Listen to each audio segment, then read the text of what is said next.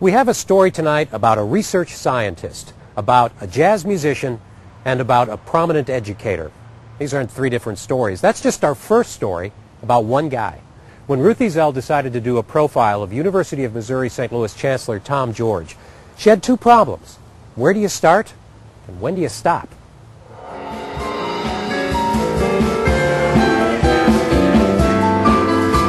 You may wonder why we're beginning a story about a university chancellor with the subject jamming at the keyboard at the 2007 St. Louis Jazz and Heritage Festival.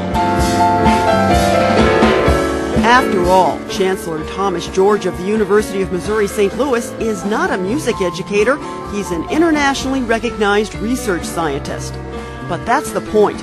George's immersion in both science and the arts, his voracious intellectual appetite, a work ethic that takes multitasking to a new level, and his ease communicating with people of all ages and backgrounds make him ideally suited to head the only metropolitan public research university in the St. Louis region.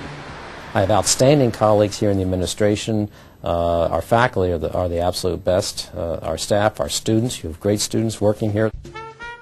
The path that led Tom George to UMSL began in Philadelphia, Pennsylvania, where he was born in 1948. George's father was a chemist for a major oil company and taught at an area university in the evenings. His mother, originally a nurse, went back to school in her 30s, changed careers, and became a teacher. At that time, in the 50s, that was an anomaly. It was University of Pennsylvania, and in fact, they tried to discourage her, saying, you're 35 years old, you're a mother with 3 children, you don't go to college. You stay home and you raise them. And she said, I'm sorry, I'm going to college. And she did it. In his years as a college student, Tom George excelled, and did so at a younger age than most of his classmates. George was only 19 when he received his bachelor's degree in chemistry and mathematics from Gettysburg College in Pennsylvania. The Phi Beta Kappa graduate received a full-ride scholarship to Yale and earned his doctorate there at 23. As a young adult, he began to study pipe organ. Not a stretch, since he's played piano from the age of 6. George asked the head organist at Yale to recommend a graduate student to teach him. And he gave me 6 men and 1 woman. And I went through the 6 men, and none of them would take me. I mean, I guess maybe the idea of a chemistry graduate student playing the organ, I don't know what it was. So then I went to Barbara. She said, are you any good? I said, yeah, I'm pretty good. I mean, not as good as you, but, I'm pretty good. And she said, well, good. I'll take you on if you'll be my assistant organist, because I'm going to be going off and on a lot this summer. So that was the deal. He played beautifully. Then we got serious, and he didn't practice as much as he did before. He was into heavy bodybuilding at that time, so he was a lot larger than what you see now. He had a lot of muscles, and he liked to smoke his short cigars and wear dark shades. So you have to remember it was the 70s, so it was a wonderful time. Tom George and Barbara Harbach married in April of 1970, straight out of Yale. Their first year of marriage was spent separated by an ocean. She got her master's in music, I got my doctorate, and then she got a Fulbright to go to Germany, so we spent the first year apart. She went to Frankfurt for the year and studied with the leading Bach organist of the time. I guess over the years, we've been apart about 5 years because of job situations and dual careers. And it seems like you're none the worse for wear. We held up pretty well. Tom George's first faculty position was at the University of Rochester in New York. Rochester is also home to another institution that played a key role in George's development, the Eastman School of Music. Eastman School of Music had a superb, still does a jazz program, and I got integrated with that, used a lot of the student musicians in playing gigs.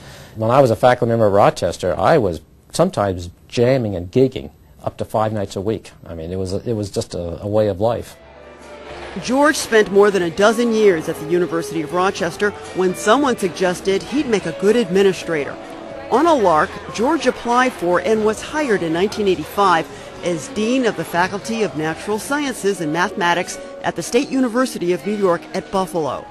He later served as Provost of Washington State University in Pullman and Chancellor of the University of Wisconsin-Stevens Point. Then in September of 2003, George was installed as the 7th Chancellor of the University of Missouri St. Louis. With a population of some 16,000 students, UMSL is Missouri's third largest university. Demographically, more than half its students are women, more than a quarter are classified as a minority, and more than 700 are from foreign countries. Then there's the age factor. Our student is different than most of the other students that go to a full four-year university. Our average age is close to 28.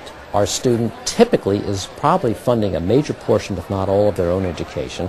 They're working part-time or full-time. They might be raising a family. They might be a single parent or married. I mean, it's all over the map. But they've had so much life experience already, and they mingle it with their experience in college here, that when they go into the workforce, there's no hand-holding to be done with one of our students. I mean, when they graduate, they're immediately prepared for the workforce, and they hit the ground running. And, corporations tell us that. One such corporation moved its headquarters from Maryland Heights to the university's campus in the spring of 2007. Express Scripts Incorporated manages pharmacy benefits and healthcare plans. And probably one of the big pieces to this, too, was the enthusiasm that Dr. George brought to the table. I mean, he had a vision. We're kind of trying to think out of the box and at the same time make sure we feed the programs that we have, and we're doing that. Internships to continuing education for our employees, letting the university participate with us in research programs, which helps the school get some recognition as well as helps the company from an independence perspective. They intend Express Scripts to serve as an anchor for a research park. It's not simply to be a university where students come and are taught, but we have to take what we do in the classroom out to the people. Tom George's ability to nurture relationships has allowed the university to secure more funding, hire more teachers, and build for the future. Here, the Chancellor detailed UMSL's progress in his 2007 annual report to school faculty, staff, students, community leaders, and lawmakers. I commend the legislature for focusing so hard on higher education and their concern for our students and the welfare of the state. George is well aware the university might not exist were it not for the efforts of one lawmaker in particular. On UMSL's North Campus, near the Millennium Student Center, you'll find the statue erected in honor of State Senator Wayne Good. He was a freshman lawmaker in the 1960s when he introduced a bill to establish a public four-year university in St. Louis. Over the decades, he's worked with every chancellor and watched develop what used to be a one-building country club and golf course into the institution of higher learning it is today. He also watched Tom George's transition into the chancellor job. He's learned quickly, and he has, I think, made established